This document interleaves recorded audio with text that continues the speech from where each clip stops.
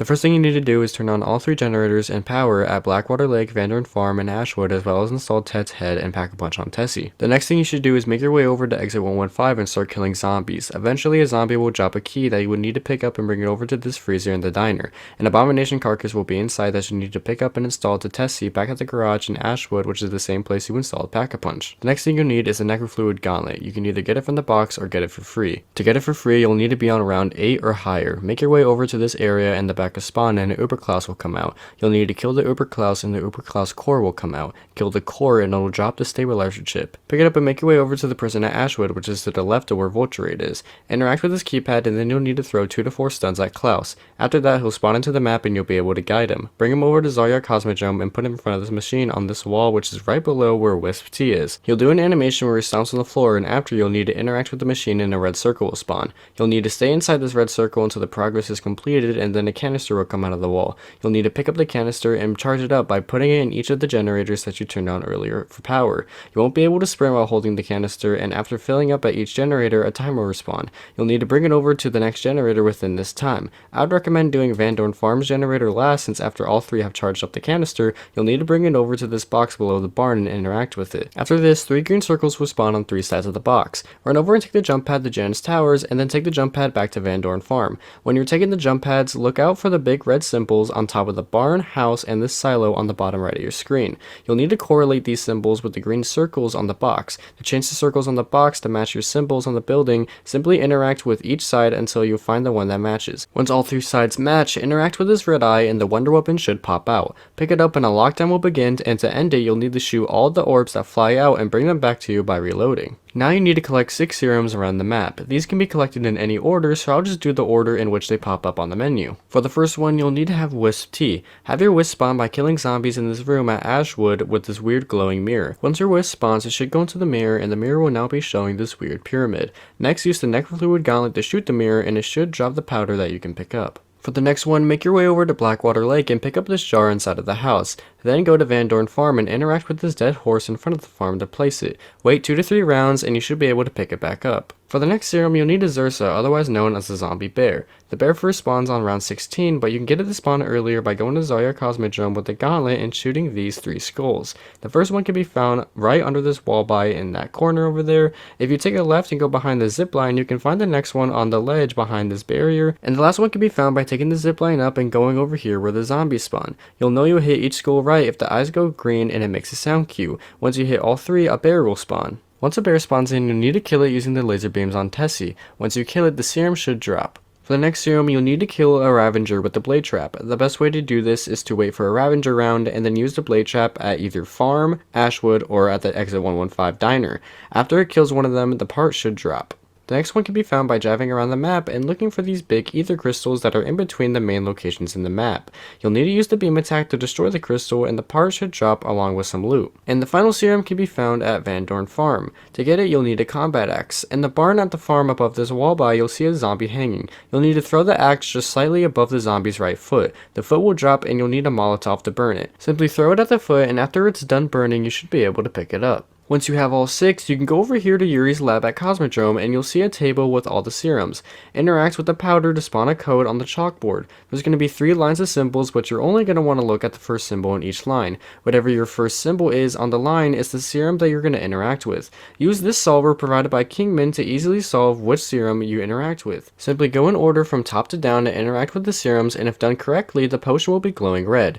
Interact with it and a short lockdown will start where you need to kill zombies to complete it. Whoever interacts with it and draws blood will have a limited amount of health, so try not to get hit. If anyone goes down during the lockdown, it will end and you'll have to flip around to start again. Once you complete the lockdown, there will be 3 keys around the map that you will have to pick up. There are 3 possible locations for each key, and they will each have either a red, yellow, or green glow. The keys can be picked up in any order, so first we'll start with the yellow key. If you take the exit of the Cosmodrome that leads towards Ashwood, the first one can be found on the roof just to your left.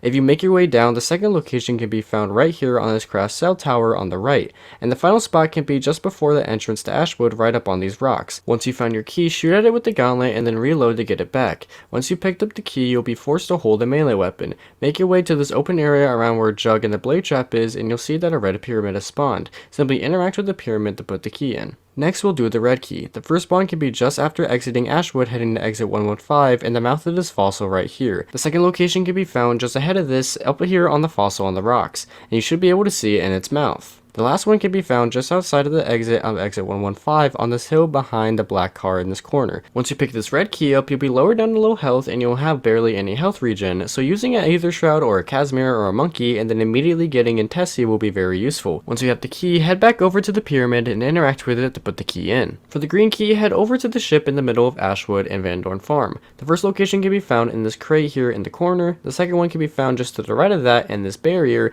and the last location can be found under the ship to the left of these barrels. Once you pick this one up, the key will make you very slow, so I recommend bringing Tessie very close to the key and then immediately getting in. Once again, go back over and interact with the pyramid to put the key in. Once you put all 3 keys in the pyramid, a cutscene will play and after the turret for Tessie will spawn. Make sure to attach the turret for Tessie. Now there's going to be 3 different soul steps that we have to do, and these can be done in any order, but I'm just going to start with Vandorn Farm. To start each of these steps, you're going to want to make sure you drive a little bit up one of these hills just so you can get more elevation so you're able to shoot the floating clock tower in the middle of Ashwood. Then take out the gauntlet to shoot one of the clocks, and then reload to make yourself purple and infuse with Dark Aether energy. Go over to the house at the farm and then look at this clock. The minute hand will either be on the 12, 3, 6, or 9, or you can read it as the minute hand pointing up, right, down, or left. Whichever way your minute hand is pointing is the side of the table that you will have to stand on. On each side of the table there are Roman numeral numbers carved into the ground for you to stand on. So in my game my minute hand was pointing to the 9, so I stood on the left side of the table where the IX was. Once you're on your number, you will have to look at the person sitting at the head of the table.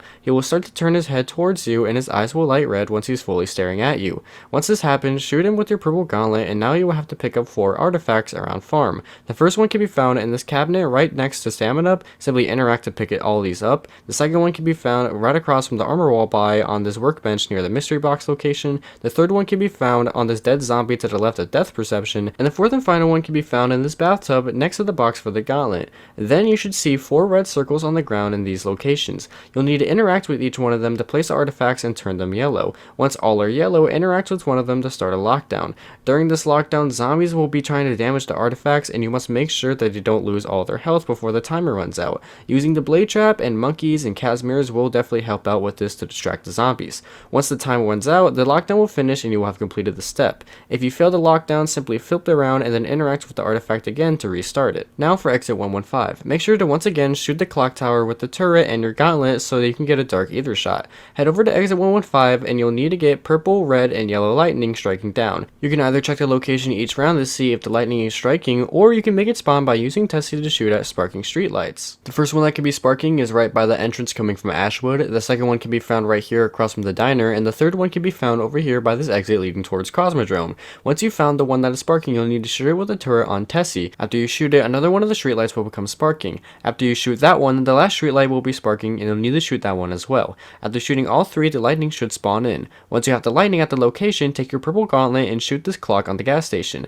All the lightning will freeze and you'll have a minute to get 3 special zombies into the lightning. You can spawn the first one by using Klaus and putting him in front of this zombie here in the gas station right across from Deadshot Daiquiri. Once he's there, he'll do an animation, and after he's done, go close to the zombie and he'll wake up with the yellow glow. Then bring him up to the roof where the yellow lightning is and make sure he walks into the lightning. You'll know that each zombie is fully in the lightning if they get frozen in there. The next zombie you can get activated is by shooting this red container with the beam on Tessie and then boosting into it. The zombie to the left of it will wake up, and if you go near it, he'll have a red glow. Bring him up to this roof with the red lightning and have him go into it. The last zombie can be activated by going into the diner and using a melee macchiato punch on this register. Then the zombie right next to it will awake and she will have a purple glow. Bring her up to the diner roof and have her go into the purple lightning. Once you've done this to all zombies, the step will end. Now you will only have a minute to do this, and the zombies can be activated in any order. So if you don't get all 3 zombies in time, don't worry, just flip to the next round and try again. If you do have to try again, you will have to activate the zombies you've already activated, you just need to go near them. And if you've already gotten a zombie into the lightning, you won't need to do that again, just the ones that you still need to do. For the Zarya Cosmodrome step, you'll need to shoot these 2 spinning radars with the Dark Aether shot from your gauntlet. Once they are both slowed, go into this room behind Wisp T, and on these 2 monitors, symbols will be flashing. Whatever symbols you get will correspond to a word, which will also correspond to numbers that you have to put in over here with the flashing numbers. You can easily refer to this image to know what symbols correspond with what word, and then what that word corresponds to what numbers you have to put in. To put in the numbers, wait until the number you see flashes on one of these screens and shoot the red button when it does. Do this with all the screens, and if your number is put in correctly, your screen will flash white and the rocket will launch in the air. If you misinput a wrong number, just flip it around and start the step again. Once all 3 of these are done, head over to Blackwater Lake. Across from the mystery box location, you'll see a soul that you'll need to interact with. Then, with a dark ether shot, shoot this projector in this room in the cabin. Look at the screen and there will be 4 locations that flash. In the order of these flashing locations, you'll need to shoot film reels with your gauntlet. Here's all the real locations. If you get this image, it'll be at the back of the shed and it'll be poking out of this shelf. If you get this image, it'll be on the top of the bookshelf to the left of power. If you get this one, it'll be under these stairs right here, and if you get this one, it'll be just up here next to the armor wall by. You'll know you shot the reel if after you see purple smoke come out of it, and if you shoot one out of order, you'll get a jump scare and you have to flip it around to start the step again. Once all 4 have been shot, make your way over to the speed cola room. At the end of the bed, you'll see a box with a soul on it. Interact with it and then go over here to call in Klaus. Once he's in the map, put him over to where the box is and you'll pick it up, and after this, you're ready for the boss fight. For the boss fight, I recommend having most, if not all, perks, a tier 3 pack-a-punch legendary weapon, a papped ray gun and gauntlet, Casimir grenades or monkey bombs, a self-revive, and a mangler cannon or disciple injection can be useful for the Xursas. For gobblegums, running a raindrops, armageddon, shields up, power keg, aftertaste, perkaholic, phoenix up, and near death experience can all be very useful. I'd highly recommend running the equivalent exchange augment for quick revive. Pair this with the ray gun and you essentially get 3 free downs without losing your perks. And although not necessary, running the guns up augment for stamina up, the shake it off and hardened plates combo for jug, armormatic for vulture aid, and some augments for your ether shroud can make your experience a whole lot easier. Once you're ready, interact with Klaus and shortly after you'll need to get in Tessie. You'll know when to start driving when zombies start to spawn in. Once they spawn in, you'll need to drive and collect 12 souls by driving over them. You can follow the route I take here and just remember that there's 3 souls in each area and they only spawn in between the main locations. If you miss one of the souls, they will disappear and you'll need to flip it around and interact with Klaus to try again. Once you run over the last soul, you'll be transported to the boss fight arena. Now this boss fight has 3 different stages, with the main way to damage him in each stage is being to boost into him with Tessie. In the first stage, he'll be throwing bombs at you that deal tons of damage, and after damaging him enough, he'll start spinning around and become immune. A purple beam will spawn, and you'll need to drive over this beam and ram into him. Once this happens, his bottom will open up and glow yellow. Here, you need to hit this yellow area and deal tons of damage to him. After his health goes down enough, you'll have another attack where he charges up a purple beam that he shoots at you, dealing tons of damage. It's best to get behind some cover when he does this. After damaging him some more during that stage, he'll go back to being immune, and you'll need to drive over the purple beam once it spawns in, and ram into him and deal some more damage to his crit spot. Now throughout all this, he'll be spamming his bombs at you, and after each phase, a max ammo and full armor will spawn on opposite sides of the arena. There is also a free max ammo and full armor on opposite sides of the arena that you can get by shooting at the drops with your gauntlet and reloading to bring it back to you. Now some tips to help you out with this boss fight is in the beginning stages, stay inside Tessie as much as you can. The bombs that drop do lots of damage, and if you get hit, Tessie will take most of the damage. He drops the bombs based on where he thinks you're going, so don't just go in a circle or a straight line. You have to move very frequently, and if you're running, run in tight zigzags and circles to avoid the bombs. Once his yellow crit spot opens, using the turret on the Tessie deals lots of damage. The boss has an attack where if you leave Tessie for long enough, he'll pick it up and throw it at you and takes away all of its health. Try to get behind cover when he does this and make sure not to repair Tessie instantly. After he throws it, he'll drop some bombs in that location, so make sure you wait until after the bombs are done to repair it. And if you ever do need to repair Tessie, make sure you use your Ether Shroud or Casimir or monkeys to distract the zombies. He also has a red spot on one of his mouths that deal extra damage if you ram into it.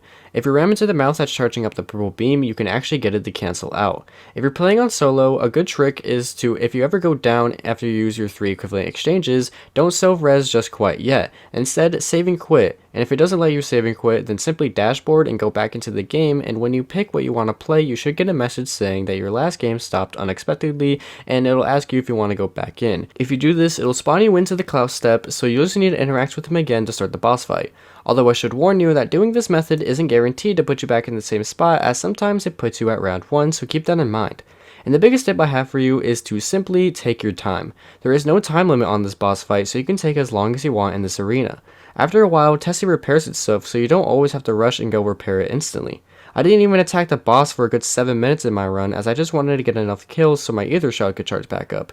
You don't need to really rush to do anything in this boss fight besides getting the purple beam and dealing damage to his crit spot.